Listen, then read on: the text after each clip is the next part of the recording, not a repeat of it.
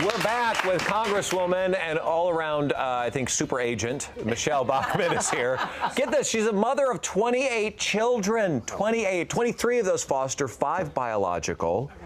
Are you crazy? I just want to get out of the gate with that. Are you? I mean, come on. 23? Well, like I said, I'm the old woman in the shoe. This is really what I wanted more than anything, was to be a happy mom in a big house. That's what I wanted. It's just to have a house full of kids. Okay, well, hang on. There's so many issues here because we have parents talking all the time. I get lost. I'm between work and then being a mom, and I've got 2 kids, and I lose my identity. Like, how did you not go? Did you go through that, or lose who you were? Honestly, it's a little counterintuitive, but the more you have, actually, the more order you have in your house. Now, I know it doesn't make sense, but it's like, it doesn't. Well, consider when you have your first baby, right? It's total chaos. Right. The second one, it's like double trouble. And the third one, you lose control. The fourth one, you have to start to get a system. By the 5th child, you really have the system. And then you start a buddy system where you pair an older child with a younger child, and everyone has their chores. And once you get a system in place, you don't know how you'd ever get along without the kids, because you can literally get the house clean in about 20 minutes. Oh, so I see her. So you became a foster parent because you wanted to clean house. Oh, okay. You wanted them to do the laundry. Letting the truth out. No, not exactly. But you figure out survival tactics, and it's so much fun because these kids have great senses of humor. They're constantly playing tricks on you, and we just, we have a good time. Well, how did you decide to initially become a foster parent? Well, like I said, I always wanted to be a mom, but we had a miscarriage, and our 3rd baby was a miscarriage. When that happened, it rocked our world.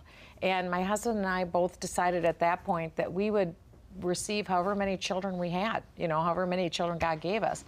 And we ended up having 5 biological, but it was really foster care, where children who biologically weren't ours, that's really where we added the numbers. So it was in, what was it, 92 is when you first decided that you were going to have a sports team? Well, sort of. Actually, I was pregnant with our 4th baby, and at that point, I had been a federal tax litigation attorney. So I had worked in federal tax court for a number of years. When the 4th baby, when I was pregnant with that 4th one, it wasn't going to happen anymore. It was too many balls that we were juggling in the air. Sure. And so I decided now's the time to realize my dream. My husband had finished his PhD. He's a clinical psychologist. He started his private practice. So I really could stay home full-time then. And then it was all about the kids. At that point, everything was about the home and the kids and building up our family. Well, didn't you have an epiphany, I believe, at church, where you met a family that had a foster child, and that kind of planted the seed for you? That's exactly what happened. We'd never really thought about foster care before, but my husband and we have a very strong faith. We are committed believers in Jesus Christ, and in our church was another couple that had a foster daughter. She was expecting a baby, and they were intending to keep her and her child and help her learn how to parent. And we, our hearts broke for this girl, and we thought, that's something we could do. We'd never thought about it, but, our hearts are broken, and we decided to stretch ourselves and see if we could do this. So we opened ourselves up, and we took our first girl. All right. So, all right. I'm still blown away by 23. Had the first one not gone well, would you tapped out? Like, obviously, the first child that you had got, that you fostered. It went really well. The first one so really who was, like what was the experience? She was a great girl. She was a great girl. She was 16 years of age. She was in a homeless shelter, and we got a call from a social work agency. Would we take her?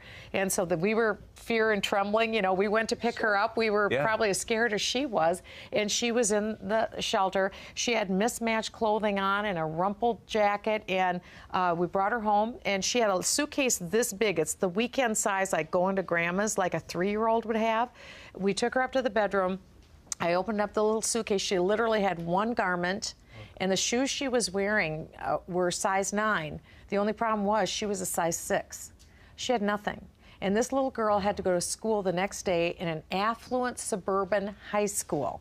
So she and I went to Target. We bought her clothes so that she'd have something to wear the next day. And think about going through that. You've gone through all this transition and tumble and turmoil, and you're going into a place where you think, I'm the odd man out. So we got her some clothes she could fit in, and our job at that point was to let her know, you mean something to us. We're crazy about you. And that's the message we tried to send to her, is that we are crazy about you and we want you to succeed. And we were committed to her, and we still are. And she's just a delightful person, and she's graduated from high school and launched, and she's just a magnificent woman. How long did you have her for? On average, about 2 years. It just depends. Every situation was different. Some children, we got a waiver to keep them a little longer after high school.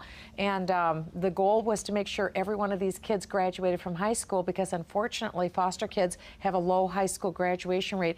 And they all graduated. All the kids graduated. Well, let me ask you, though, about your family. How did they assimilate into the family? How did your children accept this girl and vice versa? Well, our biological kids learned that they weren't the only people in the world, that the world's a lot bigger than just them. And our biologicals were 10 and under, and our foster girls were 16 and over. And we kept a schedule so that our biologicals all went to bed around 7:30.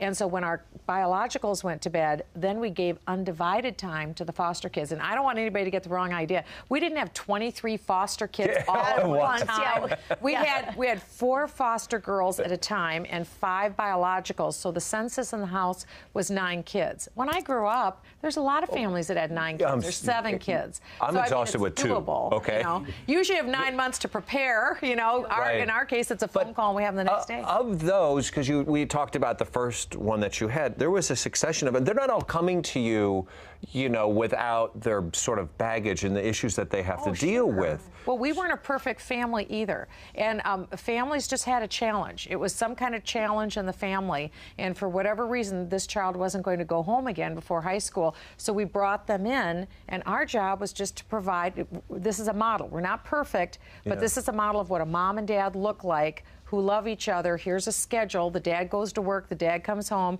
We sit down, we pray before the meal, we do chores, and everybody goes to bed on time. It's not a rocket science formula. It's called life, but it works, and these kids really want it. They want a schedule and expectations. Now, we understand, though, that you took in specifically young girls who had eating disorders. We did. And why did you do that? Well, you know, we didn't ask for that. That's what started presenting. And the eating disorder program, I think, liked our home and thought this would work well. And my husband, like I said, is a clinical psychologist. We weren't there doing the therapy work. We were mom and dad, but we understood that this is a very complex issue. Eating disorder isn't generally about the food. It's about other issues. It's about control. Right. And so that's what we tried to do, is just provide a very safe, loving environment where they could be who they were and just kind of let their hair down a little bit and breathe. They needed to take a breath and relax. Well, when they let their hair down, were you pulling yours out? Like, when did you sleep? Serious, 9 at a time. I know you said I didn't have 23. I'm sorry, I got the facts wrong. 9 is like still a team. So when did you guys find time as a couple? Well, that's a good question. I'm telling you, we had to work really hard. We didn't have a lot of discretionary time. And so we had to figure it out. So there wasn't a lot. Yeah. But, and we didn't do it forever. I mean, we did this over a period of 6 years. And when our oldest son turned 16, then we stopped doing foster care, because our foster children taught us that kids need you more the older they are. You think they can never need you more than when they're a baby, but they need your mind when you're older. Not to just be in their business, but to know that you care and you're involved and you know what's up with them. Are you still in touch with your children, and how hard was it when they had to leave? Good question. Especially when they need you more as they get older. That's right. With some of them we are, and with some of them we aren't. And, you know, some have just gone off onto their own lives, which is great. That was our goal, to teach them independence, but also to have them go back toward their biological family of origin. Ultimately, every child, I think, wants to know that they have a blessing from their biological mom and dad. Yeah. So our goal was to let them know their mom and dad don't have horns. This is a good situation to reunite with. And in their 20s, they tend to mellow. And so that was our goal, is to try and veer them back toward their original biological mom and dad.